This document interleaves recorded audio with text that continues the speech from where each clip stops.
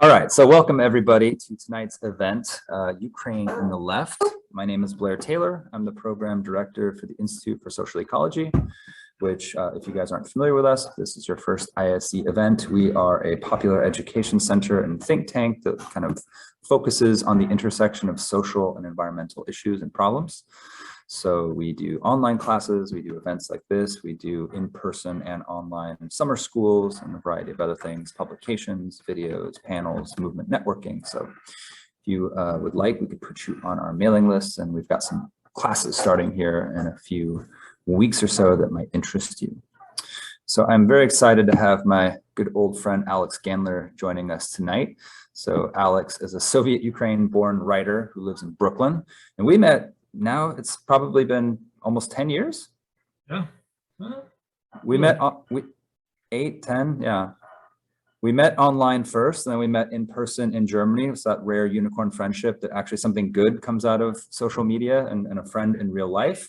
So Alex writes about political theory and history and internet culture for outlets like American Affairs, where he wrote a fantastic essay about incel culture and incel movement. He's written on the bizarre world of Aztec Nazi black metal, not niche at all, for No Recess magazine and The Record, amongst other things. He was the lead writer for TED Ed, where he wrote for the very popular History Versus series. He did the History versus Columbus, Lenin, Che Guevara, which collectively I think have in the neighborhood of 13 million views. I use them in my history classrooms on a pretty much weekly basis. And he also works as a translator of Russian. You probably haven't checked him lately, right? Like, oh, really? That many? It's a lot. So tonight, Alex is here with us to discuss the current Russian war against his former home, Ukraine, and to critically examine some of the left debates about this conflict, specifically the sympathy that some leftists have extended towards Putin's Russia in the name of anti-imperialism and the phenomenon of tankyism. So a core question that'll be guiding our conversation, our discussion tonight, is how can left movements best oppose the war without at the same time reinforcing various nationalist, statist, and capitalist assumptions that are reflected and embedded in most of the current discourse on the topic, rather uncritically. So we're going to start the conversation with 4 very broad questions, and then we'll have time for some Q&A later. So thanks, Alex, for joining us, and thanks to everyone else for plugging in on a Wednesday evening or morning or afternoon, wherever you happen to be. So the first question, Alex, for you is, what is your background? What's your connection to Ukraine? Yeah. Well, yeah, thanks for having me on, Blair. Great to be here. And yeah, I'll just jump right in. So I was born in Kharkiv in 1984, a long time ago now. Kharkiv is Ukraine's second largest city. It's in the northeast. And it's still largely a Russian-speaking city. It was, at that time, it was the Soviet Union, so it was very much a Russian-speaking city. I guess my own background is kind of intertwined with Ukraine's background because my family is Jewish, so we never really considered ourselves Ukrainian or had like any, historical connection to Ukrainian nationalism other than, a slightly negative one for many reasons. But, in the context of the Soviet Union, we were a Russian-speaking Jewish family that happened to live in Ukraine. We had relatives in Russia. We would take family vacations to the Black Sea coast in Russia. Obviously the language that everyone spoke around was Russian. We did have about 1 hour a day of Ukrainian language classes in school. I went to Soviet school for first and second grade. This was like a very like vestigial remnant of Lenin's policy to promote minority nationalities and their cultures and languages, but within a socialist framework. And then, by that time, all that was left was, it was a class that you blew off. You learned some cute Ukrainian phrases, and then you go about your day. So, that was the context in which, and then we immigrated to the US in '91, right? Basically as the Soviet Union was falling apart. So that was basically the only connection I had to Ukraine for the next, like, many years, about the next decade or decade and a half. And you know, in that time, obviously, a lot of things changed. Ukraine got its independence, and this kind of split that we often see talked about in Western media, where, you know, the way it's presented is that half the country became Ukrainian speaking and half the country remained Russian speaking, which I'll explain later isn't really the case. But I started coming back to Ukraine. The first time I came back was in 2013. And it was a couple of months before the Maidan revolution. And I was kind of in a life stage of sort of being lost and backpacking around Europe, and happened to, you know, return to the homeland, so to speak. And I spent about a month traveling around all of Ukraine, which I hadn't really been to the rest of Ukraine outside of Kharkiv when my family had lived there. But, you know, I spent time in Lviv. I spent a couple of weeks in Kiev, in Odessa, visited Uzhhorod, and you know, then when the Maidan, it really changed my perception, the sort of legacy perception I'd had of Ukraine and of the rest of Ukraine. And when I came back to the States, and then Maidan broke out pretty much immediately after I got home. And, you know, I had made friends during my travels, and a lot of those friends were on the square. And that was like the first time that I witnessed this kind of complete disconnect between what the reality of Ukraine is and the way that Western media and outlets were talking about it, and especially the way that a lot of left media outlets were talking about it. And, you know, as Russia started, it's sort of, you know, the war didn't start in 2022, it started in 2014. Russia annexed Crimea unilaterally and started basically a stealth hybrid invasion of the Donbass region, which is, it's very close to where I grew up. It's not, Kharkiv is in the northeast, the Donbass region, and Donbass and Luhansk are in the, Donetsk and Luhansk are in the southeast. But, you know, that was when it really just, on a personal level, this was a really like disorienting experience to me to hear a lot of my, you know, fellow comrades speaking very confidently about, you know, explaining the situation in Ukraine in a way that just totally did not line up with both what I had directly experienced from my time there. And by the way, I came back 2 more times. I was back in 2015 and 2016, and I'm still in touch with a lot of people there right now. So yeah, just the kind of disconnect that's only, I think, even gotten worse with time. I think we're seeing a bit of a correction recently since Russia actually invaded, but I think there's a lot of sort of misconceptions to set straight, and why that's important is because a lot of those misconceptions sort of prevent solidarity with our counterparts on the ground, both in Ukraine and in Russia. So that's kind of, that's the preamble, let's say. Great. So let's clear up some of those misconceptions, and maybe we can start with the more specific left discourse. And the tanky, the concept of the tanky has made an unwelcome return. I kind of thought that was something that, I don't know, died out some years ago, but it seems to be back with a vengeance. And I was also surprised how many people, even on the left, weren't really familiar with what that is. So maybe if you could talk about what that is, why so many leftists, especially before the invasion, but even after, express some measure of sympathy for Russia, and then we can get into some of these broader myths and misconceptions outside of the left. Yeah, that sounds good. Yeah, I mean, so, you know, like just historically, what's a tanky? This comes from the split within the Communist Party of Great Britain over the Soviet invasion of Hungary in 1956. Where, you know, there was a popular workers' uprising in Hungary that, you know, explicitly was a workers' uprising that was seeking a more democratic form of socialism. And this is basically the first time that the USSR, Russia, really used this playbook, and it wouldn't be the last, where immediately the uprising was denounced as a fascist counter-revolutionary uprising, and tanks were sent in to crush it. And at that point, the challenge for a lot of the Western left was, you know, do we support this because you know, the USSR is the only challenge to capitalist hegemony, or do we oppose it because, you know, this violates all the principles that the left supposedly stands for, which is, you know, democratic worker organization and anti-militarism.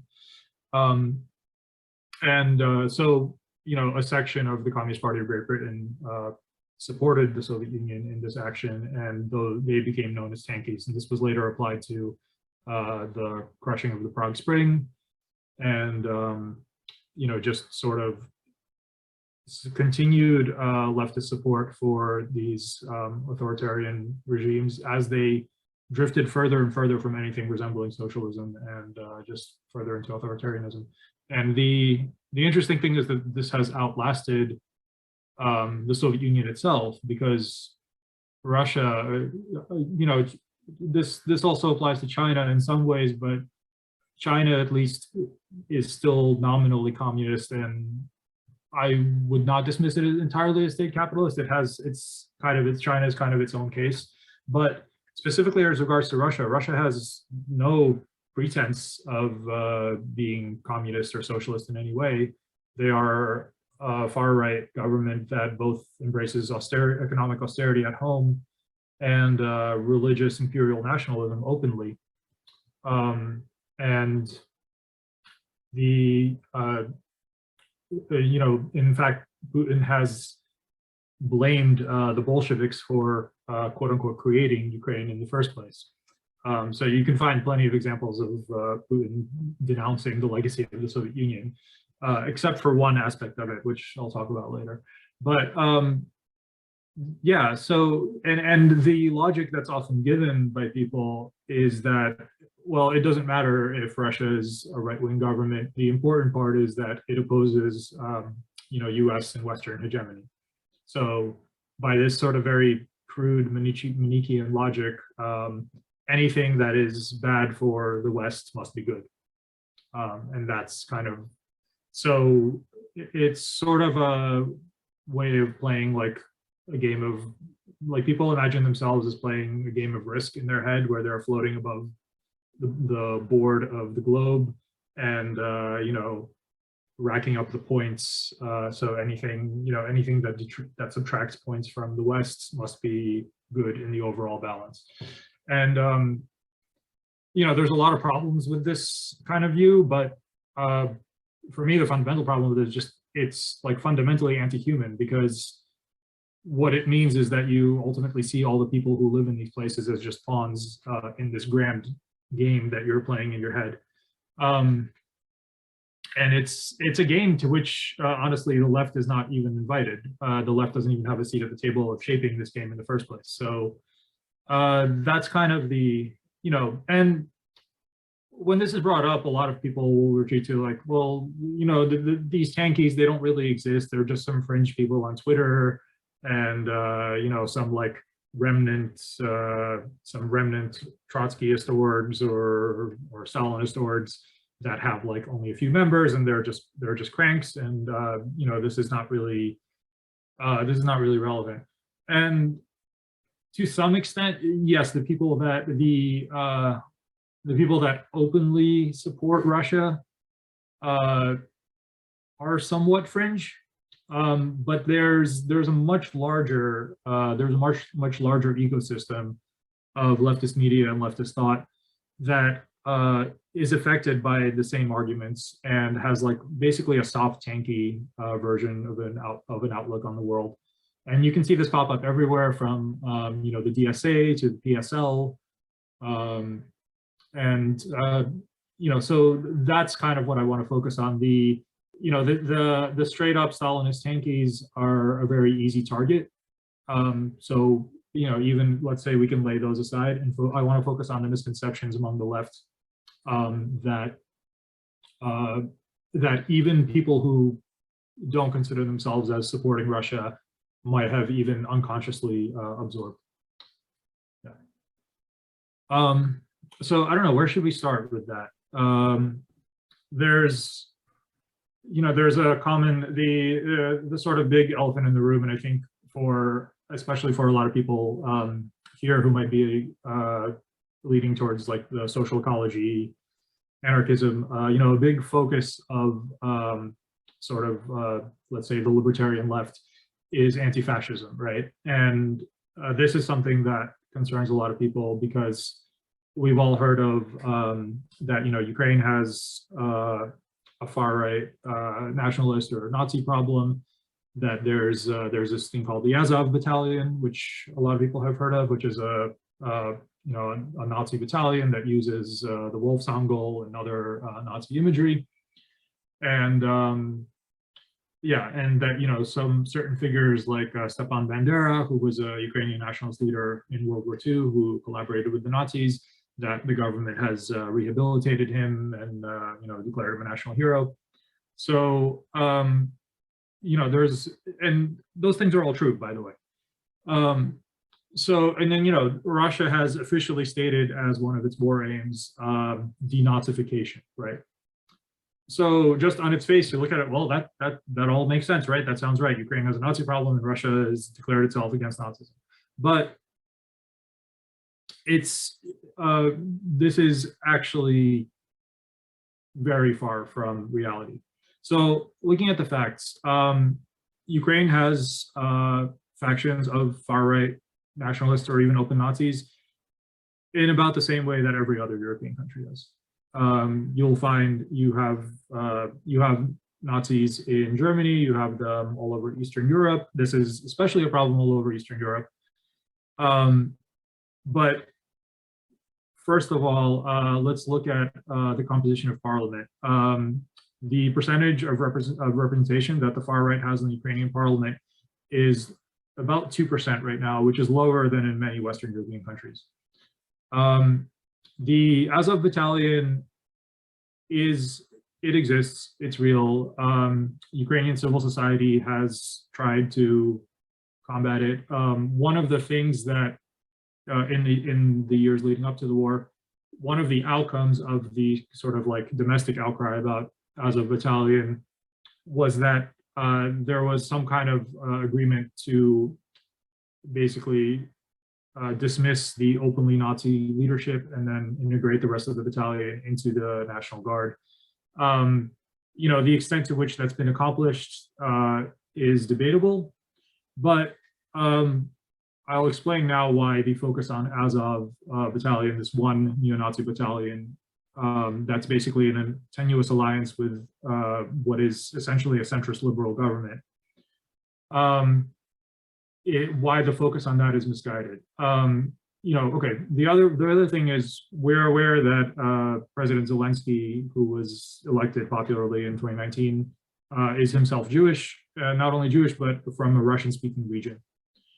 Now, that fact in itself might not be important because, the representation, he could just be a figurehead. But the fact that Ukraine democratically voted for a Jewish president is something that would be unimaginable in a lot of Eastern Europe. And there's a poll by the Pew Research Center done between 2015 and 2016 about anti-Semitism in Eastern Europe, where people in each country were asked if they would be willing to accept Jews as fellow citizens of their country. The percentage of people who answered no to that question, just looking around the neighborhood, in Romania it was 22%. Who said they would not be willing to accept Jews as fellow citizens. Lithuania was 23%, Poland 18%, Hungary 14%, Russia itself 14%, Czech Republic 19%, Ukraine 5%.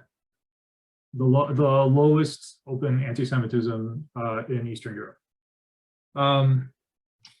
So that's one factor of it. Now, let's look at Russia's claim of denazification. And the reason that I say the focus on Azov Battalion is misguided because by now we've all heard about it. But how many people have heard of the Russian Imperial Movement, the Varyak Battalion, the Russian Orthodox movement? All of these are Russian paramilitary groups that are fighting on the Russian side in Donbass and now in the wider invasion. All of them use openly Nazi imagery. Some of them take, Hitler German Nazism as their inspiration. Others hark back to the White Army and the Black Hundreds, which anyone familiar with Eastern European history were, virulently anti-Semitic Russian Orthodox groups who committed pogroms all over the empire. So the fact is that, and there's of course the infamous Wagner group, which is a Russian paramilitary that is also openly fascist. So, then the question is, how is it that Russia is able to claim that they're denazifying Ukraine while literally employing Nazi paramilitaries to do so? And the answer to that, that actually has an interesting answer, because what Russia means when they say fascism and Nazism is not what Western leftists imagine those words to mean. And this has to do with World War II, because basically since, we all know that the Red Army took the most losses in World War II. The Soviet Union suffered immensely, lost millions and millions of people, and, beat the Nazis at a great cost. And in the years after the war, especially under Stalin, this victory over the Nazis became a central part of Soviet patriotism and Soviet identity. So much that it became, the equivalent of the American Revolution. And World War II was referred to as the Great Patriotic War. The other outcome of this was that what we think of as what we in the West think of as the main defining feature of the Nazis, which was their anti-Semitism and the concentration camps and the Holocaust, that was not the narrative in the USSR. In fact, all of the World War II memorials that were built in the USSR just referred to the victims of the Nazis as Soviet citizens, because there was a big problem. They did not want to single out the suffering of Jews, because that would, they feared that would promote, Jewish nationalism, Zionism. So all of this was basically swept under the category of Soviet citizens being the victims of the Nazis. And especially after the fall of communism, where there was no longer even a unifying, ideology of communism to unify the country, that narrative, the Great Red Army victory in the Great Patriotic War, became the central defining national myth for Russia. It's the cornerstone of national identity, and especially under Putin, this has just been turned up to 11. In the last decade, they built a giant military cathedral from melted down, using parts from like melted down German weapons. So when Russia says Nazism and fascism, they literally mean anything that is against Russia and Russian interests. And you can, one big problem of this is that, most of the Western left doesn't speak Russian, isn't familiar with Russian media. They get the stuff that's translated, they read the English version of RT. But, as we know with other outlets, for example, there's a big difference between the English version of Al Jazeera and what they write in Arabic for their home audiences. And the same is the case with Russian media. So Russian media, Russian-speaking media that's targeted at Russians, will throw around the word fascism and Nazism to refer to anything from, yes, they'll use it to refer to stuff like the Azov Battalion, but they'll also use it to refer to gay pride parades, because that threatens Russian identity and threatens Russian values, and it's anti-Russian. So this is basically what Putin means when he says he's denazifying Ukraine.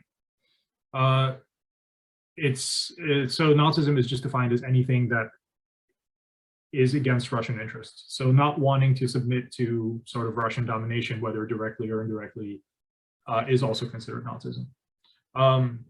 So yeah, I think that's like one of the important things to clarify. The other one is, so the war in the Donbass that has been going on since 2014, I think even among well-meaning people, I've heard this framed as, Ukrainian nationalists attacking Russian speakers in the East, either just for being Russian speakers or for wanting separatism.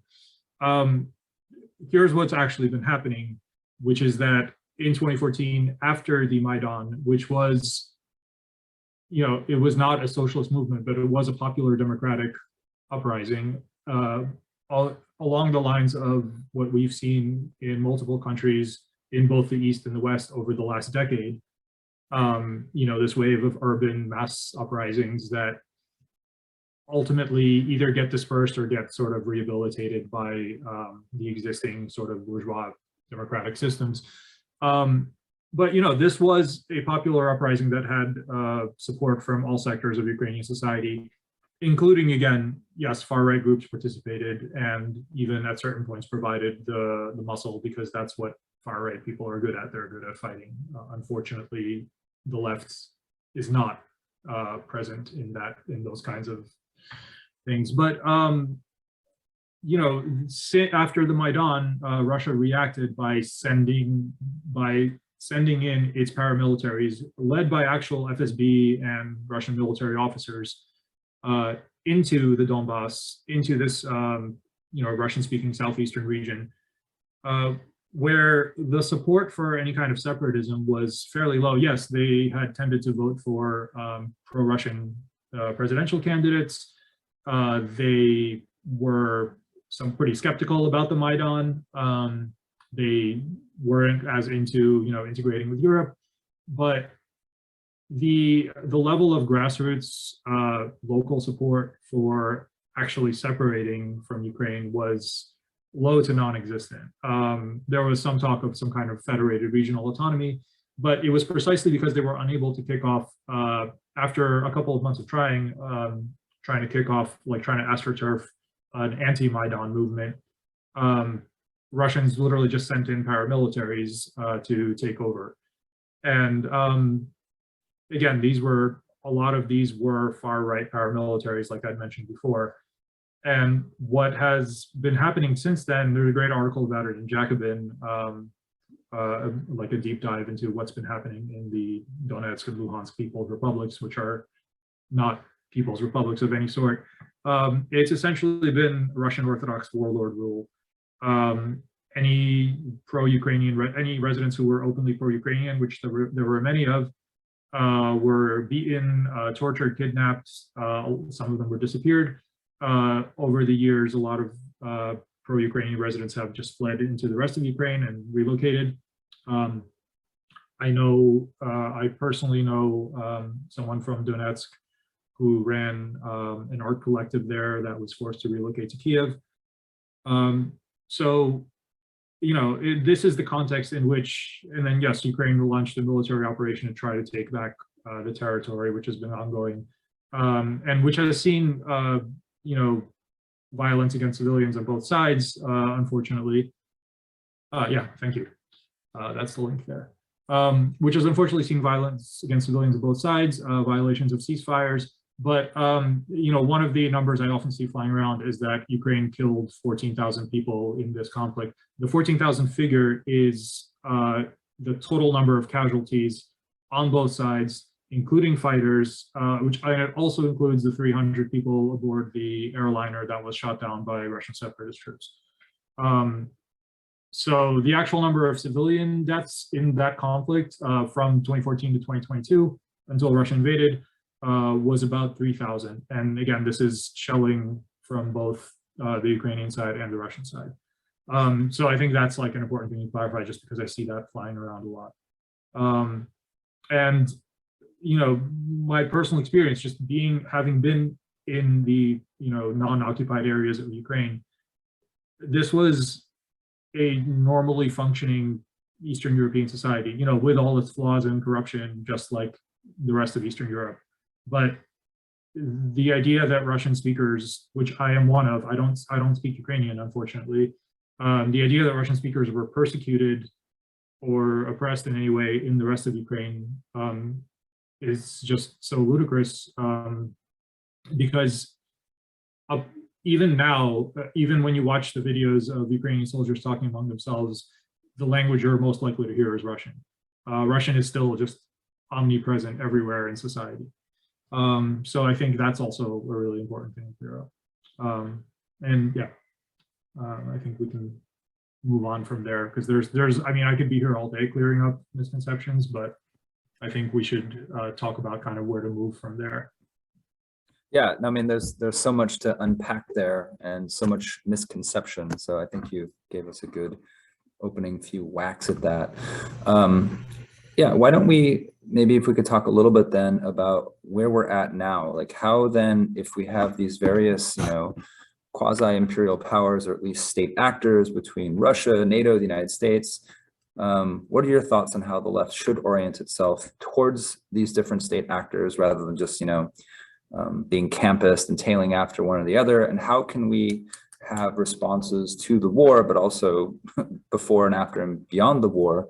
How can we orient ourselves in ways that don't reinforce these kind of campus takes and their attendant nationalisms, the way that just kind of reinforces one side or the other, and usually also the state and capitalism? I mean, this is one of the more surprising things for me, is just how much the left, as you said, in backing one power over the other, just accepts so uncritically the entire state apparatus that like even a moment's Googling would kind of debunk, or even just paying attention to history, like, to call NATO as the real imperialist when what's been going on in Crimea and the eastern part already, previous to this war. I mean, like you said, it goes back further than now. Like, why hasn't the left actually talked about that at all? And why hasn't the left talked about Russian imperialism? Or what do you think prevents this? And how can we get beyond this very simplistic sides narrative?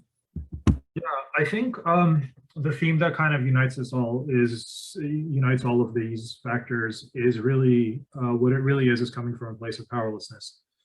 And I think all of these, like the tankies, the campus, like everything, that it ultimately is just about coming from a place of powerlessness, because we exist in this situation where everyone kind of deep down knows that the prospect of world socialist revolution is a pipe dream, right? It's way off. No one knows how to get there. If we knew, we'd be doing it.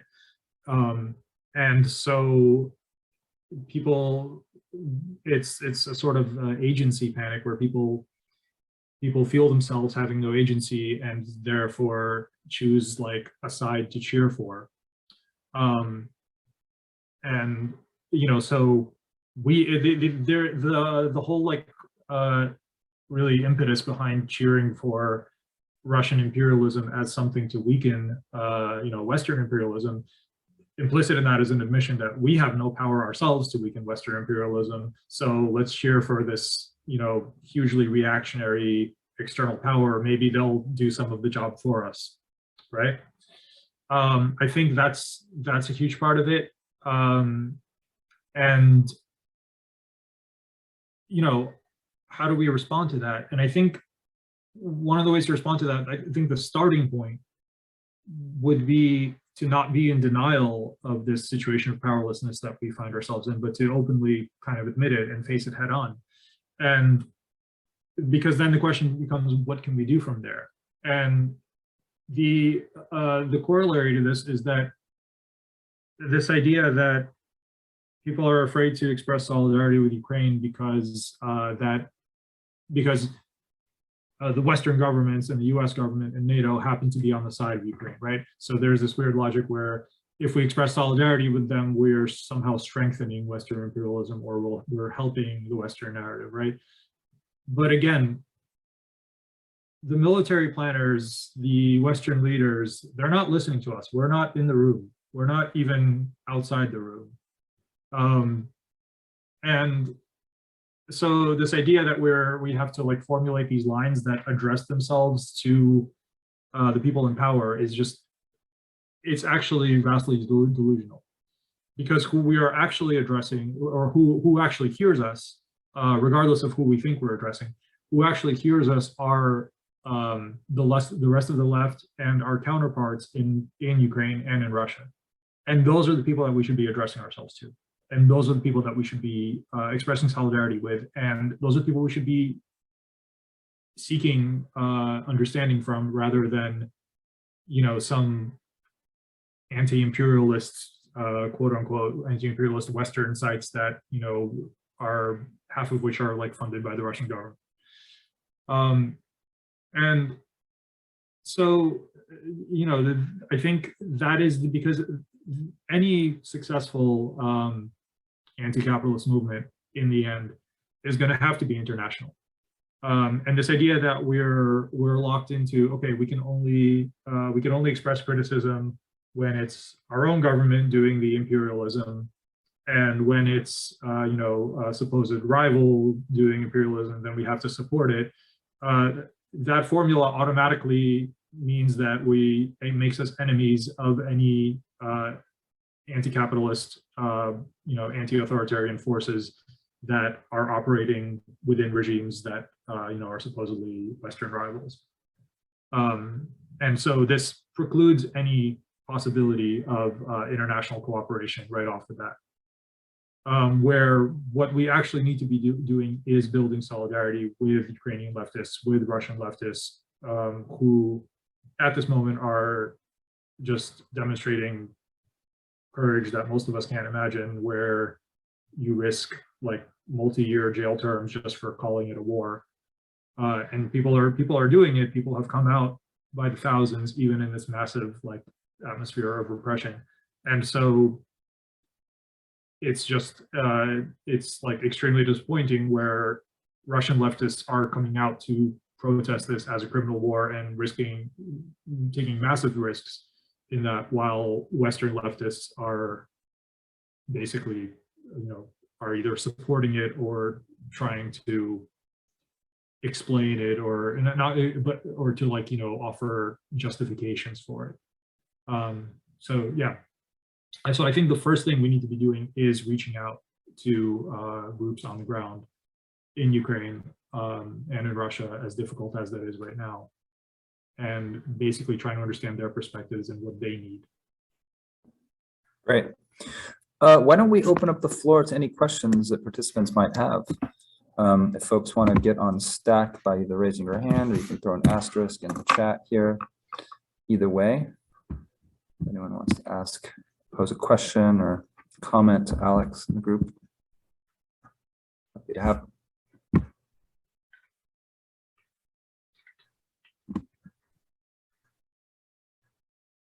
Yeah, there's a chat. Oh, let me see.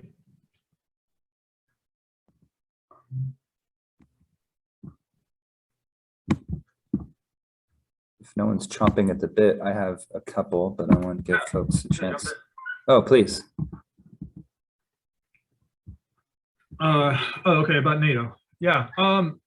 So yeah, this is an interesting question, because what's been happening with Ukraine and NATO has been this weird game where realistically it's been known on all sides that Ukraine wasn't going to join NATO anytime soon. Especially after Russia launched its sort of like hybrid invasion, because for NATO to admit a country that's sort of in an active conflict would immediately put it, trigger Article 5 and put it in conflict with, which, as much as we talk about like Western warmongering, saber rattling, the response from all the Western leaders so far is like they know where the lines are. Like no one is trying to start a nuclear war with Russia. So yeah, I think there's a lot to criticize with the West and NATO's conduct, especially in the run-up to this. You can criticize its expansion after the Soviet Union fell, even though we have to point out that NATO's expansion was not this unilateral thing. It was very heavily requested by Eastern European countries who had a history of Russian imperialism and wanted to be under that security umbrella in the case that Russia, became revanchist, which it did. But there was a missed opportunity to revise the European security order and to try to integrate Russia into it. Definitely a missed opportunity there. Then I think the summit in 2008, where was basically the worst of both worlds, because they announced that Ukraine and Georgia would join NATO at some point in the future, but gave no security guarantees or timeline for it. And then, of course, Georgia was invaded right away, and with Ukraine, it took 6 more years. But I think at this point, you can see the statements from Zelensky. Ukraine's willing to give up NATO membership because they realize it was never really on the table anyway. And whether or not Russia would have invaded regardless, I think is something that can be debated. I tend to think that the explanation that they invaded just because of NATO provocation is pretty simplistic, especially if you consider the history of Russian imperialism and what Ukraine means to Russia specifically. But yeah, I think NATO is not really even on the table anymore for Ukraine. What is the more important thing is, in the peace talks that are happening now, what's been brought up is some kind of alternate security guarantee for Ukraine. And where would that come from? Like Turkey has been floated as a possible guarantor, but then that triggers the question of, well, if Ukraine just has a different security umbrella and it's not called NATO, Russia would still have a problem with that. So yeah, I don't know if that answers your question, but. Thanks, Alex. Does anyone else have a question or a comment they'd like to pose?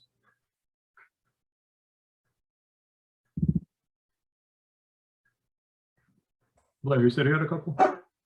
Yeah, well, Georgia's actually makes me think then, okay, and this did surprise me, the extent to which in the early days, even before the invasion, just when the buildup was happening, how pretty, otherwise respectable left outlets like Chapo Trap House were completely downplaying it, were just basically pointing, everything was NATO's fault, etc. That did surprise me a bit. What would be the kind of like your counter narrative to that isn't just, Putin's a bloodthirsty madman, or maybe that is yours. I don't know. What is your counter analysis to the kind of simplistic left anti-imperialism that, well, it was the West that provoked their hand? What is going on? Is this part of a longer standing desire to restore Russian empire? Is there, particularities to Putin? Are there, material, economic, geopolitical interests at stake here? What is driving it? Yeah, I mean, right. Like, I don't think it's like, Putin is doing a pretty great job of playing a supervillain, especially with all his recent statements. But yeah, obviously the explanation goes deeper. Russia has an imperial history. It wasn't called the Russian Empire for nothing. And, given that imperialism is itself driven by material factors, those factors didn't just disappear when it became the Soviet Union, and they definitely didn't disappear after the Soviet Union dissolved. So, there's a lot of geopolitical considerations. There's a sort of geopolitical analysis that looks at the map and is like, oh, Russia is vulnerable to invasion through, through the Polish gap, through the Bessarabian gap, and whatever, and it's always sought to plug those. There's some value to that kind of analysis, but I think you can look at even if we limit ourselves to the post-Soviet era, basically as soon as the Soviet Union fell, you already saw something like this happen in Moldova, where the majority Russian-speaking region of Transnistria declared itself independent, and Russia sent in a detachment of troops, or they were already stationed there actually, and they basically carved off this chunk of Moldova and kept it as this like frozen conflict, semi-recognized statelet, and it's still like that. I've been there. Kind of an interesting place, but that happened in 1992 to 1994, not under Putin. That happened under Yeltsin, under the pro-Western Yeltsin. In Georgia, South Ossetia and Abkhazia, kind of same thing. That also happened. That also preceded Putin. So really have to take seriously that these are just kind of long-standing geopolitical interests that the Russian state has had in various forms. Now, whether to what extent like the West could have done things differently or prevented it, it's an open question, right? You were talking about counterfactual history, but what I want to note, what's interesting to me is that in the way these narratives are framed, it's always it's actually Western centric, because it's assumed that Russia just reacts kind of mechanically like this, like it's just Russia's reactions are just pre-programmed in, and it's only the West that had the agency to, and presumably the moral responsibility to do something differently, right? But like this logic should be applied, and you know, the ultimate, like if you want to be a geopolitical realist, then that also gets applied to the West, because there was no constraint to stop NATO from expanding, and they expanded because that's what empires do, right? So yeah, I mean, I think, I don't know if that answers it, but yeah, I think so. Open it up one more time here. If anyone has any questions or comments we haven't heard from yet, especially, it'd be great. Yeah, in the meantime, I'll drop some links, because I do mention, you know, listening to Ukrainian. Yeah, that would be great. I know there's been a lot of there's an anarchist org called Operation Solidarity that has both been collecting donations and sort of coordinating wider resistance. I'll drop them here. And there's another, there's a group called Socialny Ruch, which means social movement, that's also trying to sort of coordinate with international left groups to form a response. Thanks, Susie. Questions? Yeah, so about sanctions on Russia. I think that's a good question, because it actually gets to like a lot of, you know, the left has a history of opposing sanctions as, like, you know, a tool of imperialism and a tool of warfare. And whether, you know, whether the sanctions on Russia are actually going to do anything to stop the war, or whether they're just going to hurt ordinary Russians, that's an open question. I think in this case, especially since the left, you know, the left is not entirely consistent in imposing sanctions, because a large chunk of the left, for example, supports boycott, divestment, and sanctions against Israel, right? And you know, earlier there's precedent for supporting the boycott of South Africa. So I think I don't actually have an answer on that, and I don't think the left needs to have a unified answer on that. I think it's perfectly reasonable to be skeptical of sanctions. I do hope that people would at least apply the same standards that they do regarding, let's say, Israel, whichever side of that you happen to be on. But I think with this stuff that, you know, say sanctions, or the bigger question of like sending arms and sending military aid to Ukraine, I think it's perfectly reasonable to say that this isn't something that the left should be cheering for, because that does directly put us, you know, in direct support of sort of the military statist apparatus. At the same time, I think protesting against sending military, like openly protesting against sending military aid to Ukraine, when, you know, Ukraine is being invaded and there are, you know, people who are just fighting to defend their homes and asking for any outside aid that they can get. I think that puts the left, again, it makes us enemies of the Ukrainian people and the Ukrainian working class, many of whom are fighting to defend their homes. So I think it's perfectly reasonable to say that when it comes to things like sanctions and military aid, the left should just, it's possible to not make a statement on this. It's possible to just focus on other aspects of the conflict where we can actually make a difference without alienating, you know, our comrades abroad. So I think, yeah, I think this is just something that the left should recuse itself from, quite honestly. That was going to be my question, was about the, you know, keeping our utopian above the fray perspective, or getting our hands dirty in terms of support. And I mean, we had very similar debates, I think, around the Rojava Right. conflict in northern Syria, where, you know, ostensible ecological feminist socialists were fighting arm in arm with special forces against ISIS, and a lot, you know, some heads exploded there. But yeah, I actually did, I just saw this the other day. There is an internationalist manifesto that that organization Social New put together, and one of the, so I'll just read out the sort of the points of unity there. Immediate and unconditional withdrawal of Russian troops from Ukraine. Support for the Ukrainian resistance and its right to get weapons it needs for its defense from whatever source available. So I think that framing is important, because we're not calling on our governments to send military aid, but we are recognizing the right of the Ukrainian people to receive the aid, to request the support that they need in order to resist the Russian invasion. Support for the Russian anti-war movement, demand for Russia to pay war reparations, and you know, this next point, no to any increases in military expenditure. We pledge to launch, as soon as this war ends, a new campaign for global disarmament, the dissolution of all imperialist military alliances, and an alternative architecture of international security based on the rule of law. And finally, completely uncontroversial, open doors in all countries to all refugees fleeing wars in any part of the world. So I think that's, you know, I think that's a good like framework from which to start. Yeah, let's see this one. I got a follow-up question here from HD.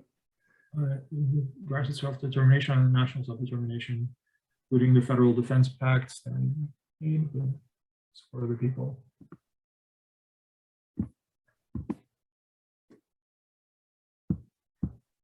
Right. Right. That's an interesting. That's a complex one. What can you elaborate a bit on the, what do you mean by the Federal Defense Pacts?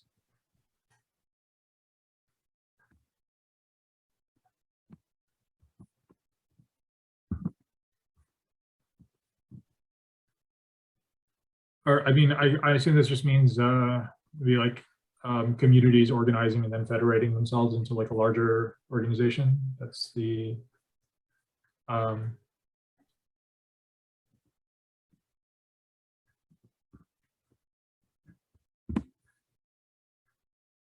no, any clarification?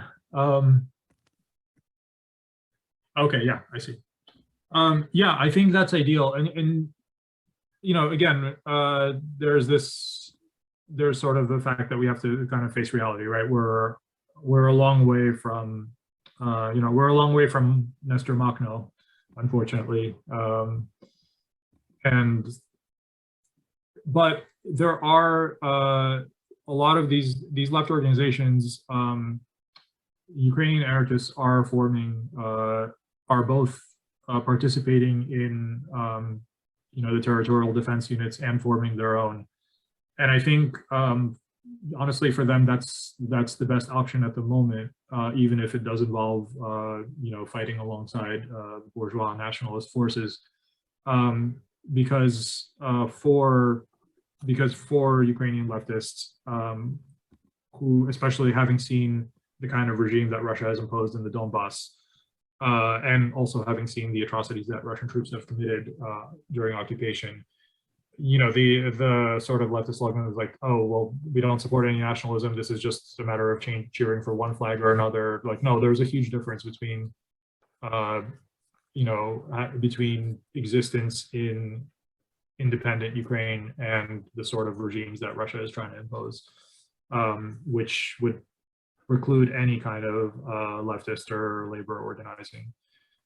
So, you know, with that in mind, I think from the Ukrainian anarchists I've talked to and seen, the kind of strategy seems to be, you know, participating in the defense to the extent that they can, independently organizing their organizing independent units wherever they can, and also taking the arms and the training from the state, you know, to use in future potential struggles. So yeah, and I think ideally, of course, we all want to see independent community defense units that are then, you know, voluntarily associated into a larger framework. But again, we're just unfortunately so far away from that right now that, you know, for Ukrainian anarchists, so for a lot of them, this is just about immediate survival of their homes and families.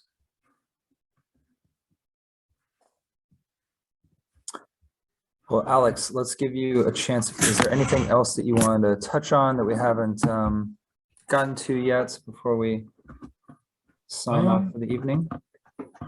No, I think, I mean, there's obviously so much more to cover, but I think this has been, I think we touched on a lot of the main points, and this actually helped me really kind of like formulate a lot of stuff that was just floating around in my head. So Good.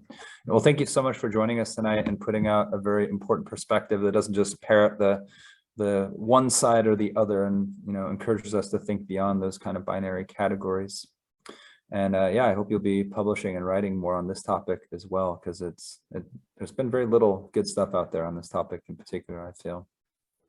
Thank you. So thanks for taking time out, and thanks everyone else for joining us. This will go up on YouTube in the next couple of days, so we can send it out into the world. And we had recently also Brian Heo, who's doing a very similar talk but focused on China, which before the Ukraine conflict was kind of the earlier, how do we orient ourselves towards these issues, the return of the tank, etc.